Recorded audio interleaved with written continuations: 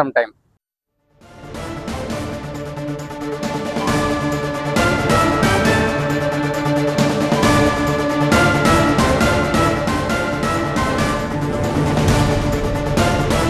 Internet లో విష పదార్థాలను అమ్ముతున్నది ఎవరు?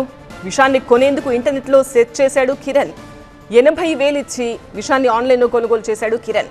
కిరణ్ కు పాయిజన్ అమ్మిన వ్యక్తి కోసం పోలీసులు గాలిస్తున్నారు. విషాన్ని ఆన్లైన్ లో అమ్మడాన్ని తీవ్రంగా పరిగణిస్తున్నారు పోలీసులు.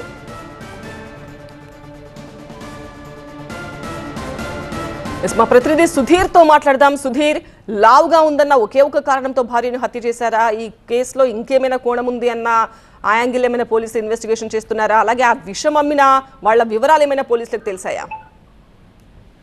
ఈ పద్మ హత్యకు సంబంధించి పోలీసులు అయితే పూర్తి స్థాయిలో విచారణ మొదలు పెట్టారు. ముఖ్యంగా ఏంటంటే ఏదైతే హార్ట్ స్ట్రోక్ తో చనిపోయింది అని చెప్పేసి ముందు సృష్టించాలని చూశాడు, కానీ ఆ తర్వాత మృతురాలు తండ్రి ఇచ్చిన ఫిర్యాదు మేరకు పోలీసులు కూలంకషంగా విచారణ చేయగా మొత్తం పూర్తి వివరాలను కిరణ్ బయట పెట్టడం జరిగింది. ఎందుకంటే అతను చెప్పిన విషయాలు వింటే విసిపోతాము, మనం కూడా భార్య లావుగా ఉంది, ఎక్కువ తిండి తింటుంది అనే ఒక కారణంతో చంపేశాను అని చెప్పేసి అతను చెప్తా ఉన్నాడు. అయితే ఇదంతా పక్కన పెడితే అసలు ఈ ఆన్లైన్ లో విషం అమ్మింది ఎవరు అనే దాని మీద పోలీసులు దృష్టి పెట్టడం జరిగింది. 80,000 రూపాయలకు సంబంధించి గూగుల్లో సెర్చ్ చేసి ఎలా చంపాలి అని తెలుసుకొని దానికి సంబంధించిన ఆ విష పదార్థాలని తీసుకొని ఆన్లైన్ లో కొనుగోలు చేయడం ద్వారా అసలు ఈ ఆన్లైన్ లో అమ్మింది ఎవరు, ఇచ్చింది ఎవరు, ఆ సైట్ ఏ సైట్ ద్వారా ఇతను ఆన్లైన్ కొనుగోలు చేశాడని అనేది పోలీసులు పూర్తి విచారణ అయితే మొదలు పెట్టారు. దీనికి సంబంధించి అయితే ఏ రకమైన విష పదార్థాన్ని వాడాడు, అది ఎంత మోతాదులో వాడాడు అనే దాని మీద కూడా పోలీసులు పూర్తి విచారణ చేపట్టాడు.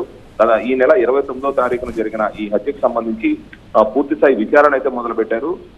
దానికి సంబంధించి ఏఎస్పీ కూడా దీని మీద ఒక క్లారిటీతో ఉన్నారు. ఎందుకంటే తను ఒక మహిళను హత్య చేసి, తన భార్యను హత్య చేసి అది హత్యగా చిత్రీకరించి దాన్ని 80,000 రూపాయలు విషమిచ్చి తనను చంపాడు కాబట్టి దాని మీద కూడా పూర్తిగా కూలంకషంగా ఎవరు అమ్మారు అనే దాని మీద అయితే పూర్తి వివరాలు అయితే తెలుసుకున్న ప్రయత్నం అయితే పోలీసులు చేస్తా ఉన్నారు. రైట్ సుధీర్.